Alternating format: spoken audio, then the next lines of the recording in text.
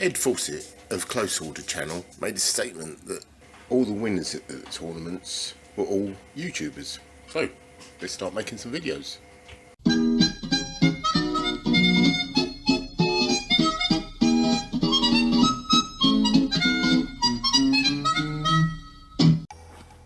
My first game of Warhammer the Old World. I'm well versed in the rule set for 6th edition, and I expected in this game there would be a lot of rules bleed in my first game.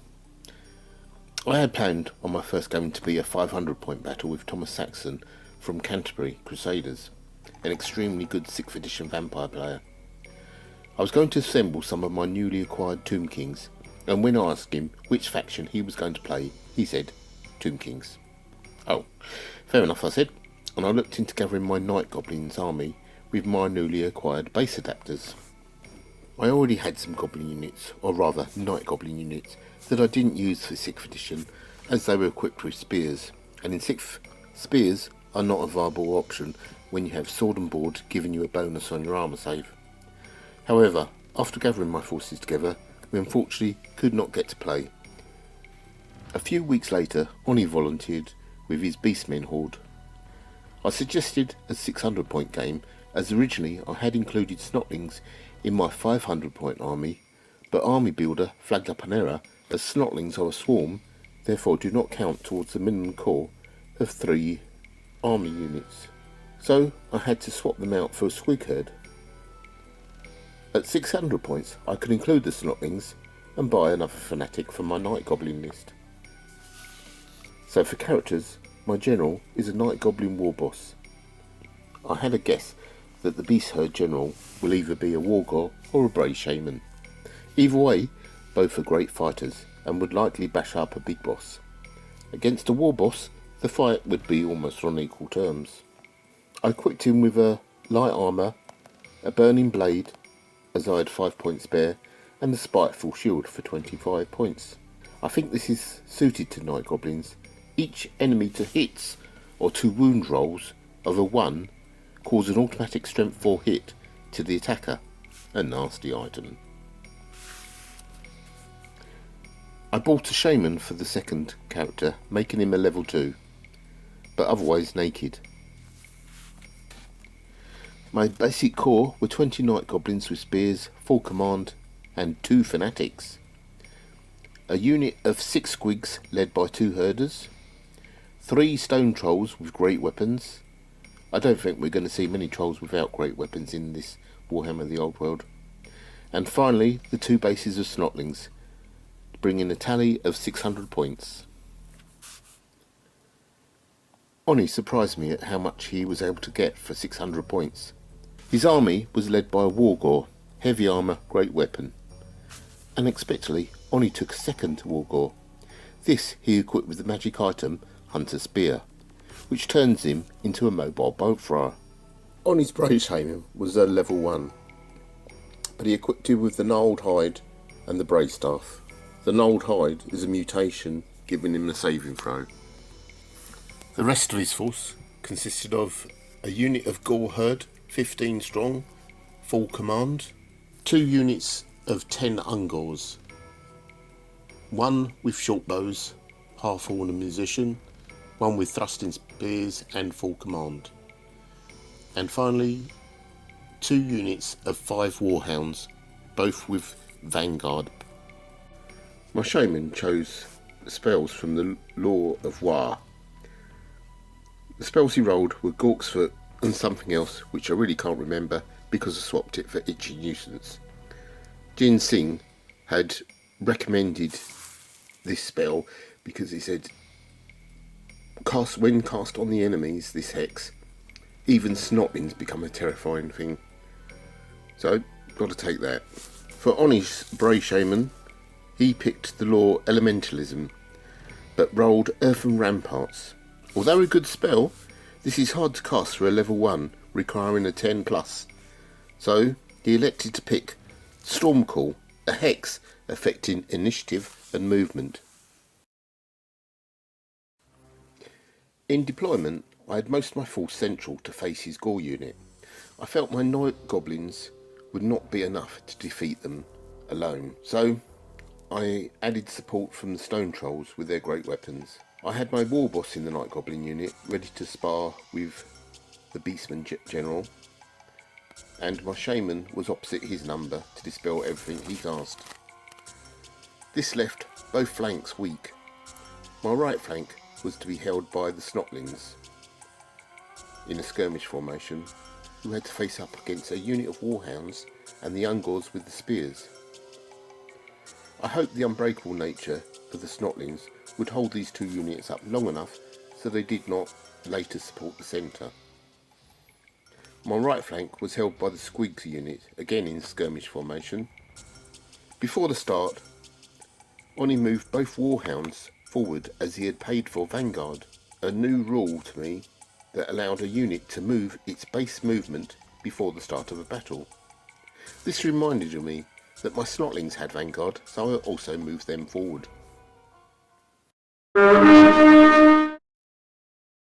Oni won the roll for first turn and chose to go first.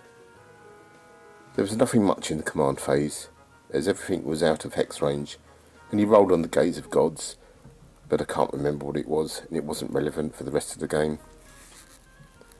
In the movement, I've only just noticed an error in which I declared that there was no charges available. If you watch this video, Vanguard, Snotlings up, warhounds in the trees, and warhounds in the trees. Movement phase, declare charges. You can't see me. No charges. And you can't see me.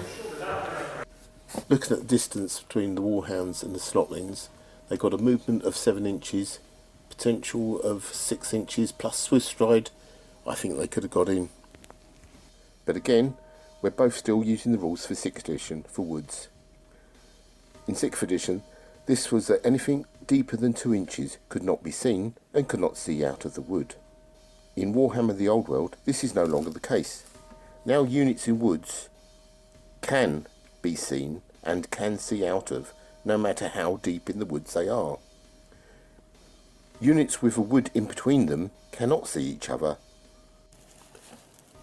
So another mistake we've made, although we could have charged, what the warhounds have done is they have marched and turned as their open order, but they're not fast cavalry, so they shouldn't have been able to turn if they marched. But anyway, they have. So the warhounds turned to face the flank of the Snotlings, although they're skirmishers. The Ungors moved up towards the wall with the spears.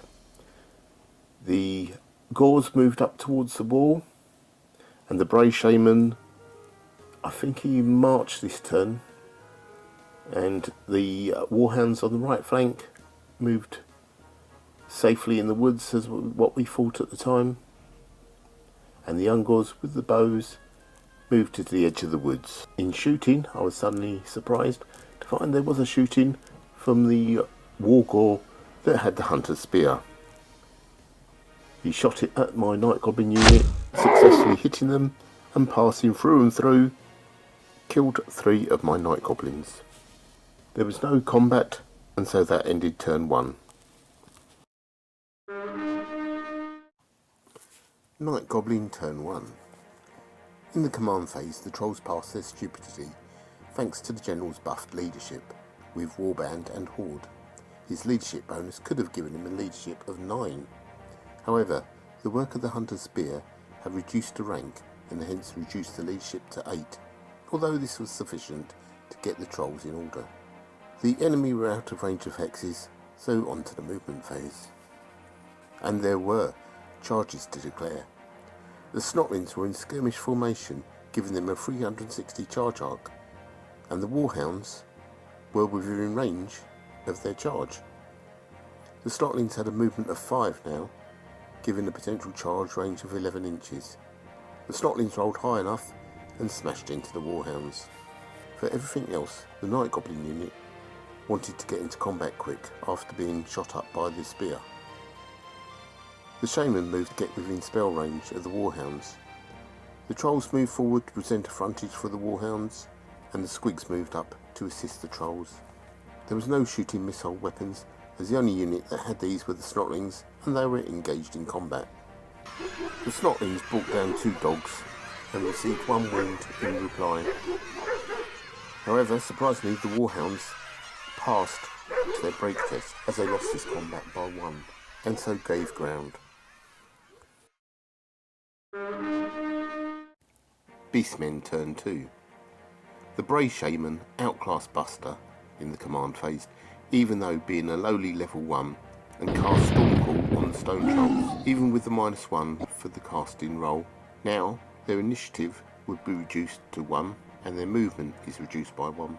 But with great weapons, their initiative's 1 anyway, so that's no difference. In the movement phase, the Warhounds on the left flank declared a charge on the Trolls. The Ungors behind moved further into the woods. The Gore unit remained where it was. The Brave Shaman, seeing a gap between the units, chose to advance forward to get up close and personal to the Goblin Shaman Buster. We both were making mistakes by marching and still casting and dispelling spells.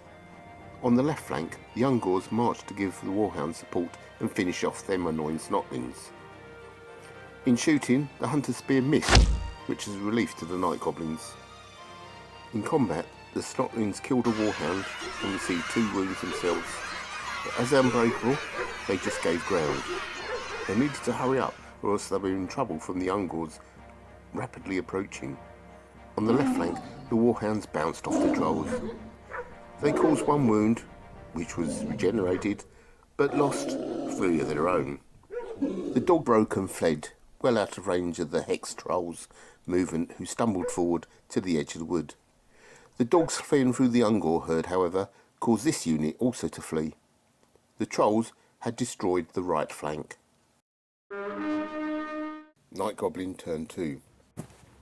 Pleased as I was with the Trolls, this turn they failed their stupidity, being too far away from the General's leadership bubble. Again, we were confused on how to resolve this when we actually get to the movement phase. I noticed that with the Trolls moving forward in pursuit of the Warhounds, the Squeaks, who were in skirmish formation, could now see the Brave Shaman. So, I declared a charge, rolled high enough, and ended up in this ridiculous column because of the rules for skirmishers. The Trolls thundered forward at their full reduced movement of 4 inches because of Stormcall and the woods. The Night Goblins had to pass their leadership test in order to march forward, closing the gap to the Gores. Buster moved up alongside them, and in the shooting phase, I made a very big error. At the time I didn't realise it. I cast Foot of Gulk on the Gore unit, but thinking of the old rules, I cast Foot of Gulk directly on top of the unit, which is not allowed. This caused the death of 3 of the Gores. In the combat phase, the Snotlings overcome the Warhounds, killing both but receiving no wounds in return. The Snotlings reformed to face the oncoming Ungor. In the middle, the Squigs chomped away at the Brave Shaman, but could not wound him. I held my breath as the Brave Shaman, who had used the staff as a great weapon, hit back. Luckily, he fluffed his attacks, and the combat was a draw.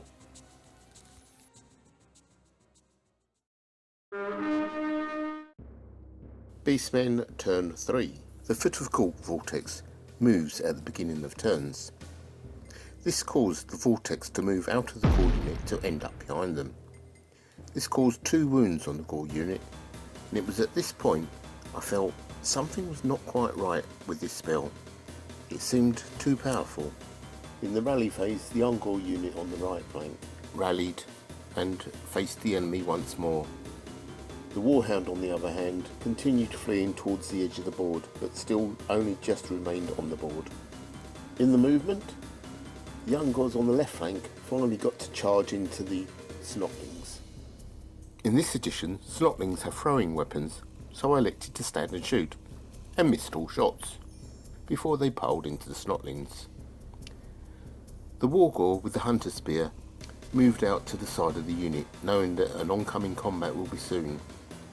The rest of the unit took up position against the wall.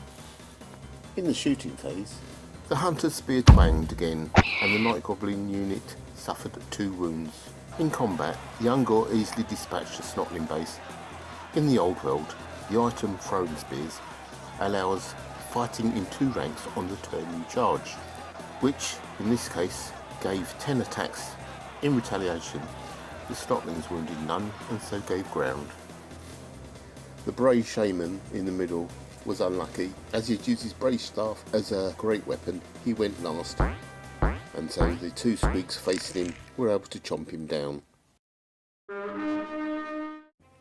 Night Goblin, turn 3. The trolls continued to remain stupid and so bumbled along into the woods. The Night Goblin unit was close enough to the Gors to elect to charge, and so they did, but unfortunately didn't roll high enough, and so it was a failed charge and they flumped in front of the Gors. My shaman moved up to give his support, and Squigs, 3 of the brave shaman, marched up to approach the Ungor herd that had rallied. In the shooting phase, I incorrectly again used Gork's foot to hit the Wargor with the hunter's spear, as he had been the bane so far. The only combat this turn was between the Snotlings and the Ungor. The Ungor overcome the last remaining Snotling base and speared them to death, but at least the Snotlings had held up that flank long enough. Beastmen, turn 4. In the movement phase, the Ungor moved into a better position to get a shot at the Squigs. The Gore unit elected to charge the Night Goblin unit to get in first. They were within range and easily charged into the Night Goblin unit. In the shooting phase, the Ungors with the short bows, or with the bows, are they short bows? I don't know, pinged off their arrows at the Squigs, bringing one of them down. In the combat phase, Tempole, the war boss, issued a challenge to Bambi, the Wargor. He accepted, and the 2 prepared to do battle. As the war boss had the higher initiative because of the Wargor having a great weapon, the war boss went first. His 4 attacks clattered on the Wargor but only caused him 1 wound. In return, the Wargor managed to wound the war boss twice. The boys, however, did so much better. 2 of the Night Goblins were clubbed down in the charge, but in retaliation, 3 Gors succumbed to the Night Goblin spears. This gave a combat resolution equal on wounds. Both had battle standard bearers, yet the Night Goblins had a rank, and so won combat by 1. The Gors, however, passed their break test. Night Goblin, turn 4. The trolls amazingly passed their stupidity, but as this was the last turn, they would take no further part in the battle. The Squigs were within charge range of the Ungors with the bows. The Squigs charged the Ungor unit and chewed them up, and they fled.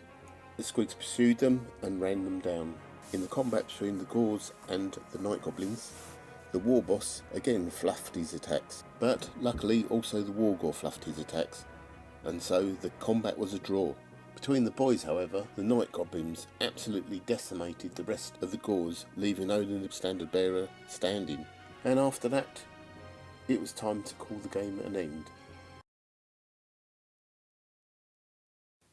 And so, my first game of the Old Worlds ends. So how did it go? Looking at the results, my army lost 70 points, the 2 Snotling bases, whereas the Beastmen lost 346. Notice in this edition that you only get a quarter of the points for reducing a unit below 25%. The Gor's standard bearer that survived saved a lot of points. I was very pleased with every unit I had fielded. The Snotlings are great in this edition, having so many more wounds and attacks. They did the job I set them to do, which was to hold up the right flank. The Trolls are awesome with the great weapons, and the Squigs are usable in this edition. In 6th they were just rubbish. And the Night Goblins with spears also proved themselves.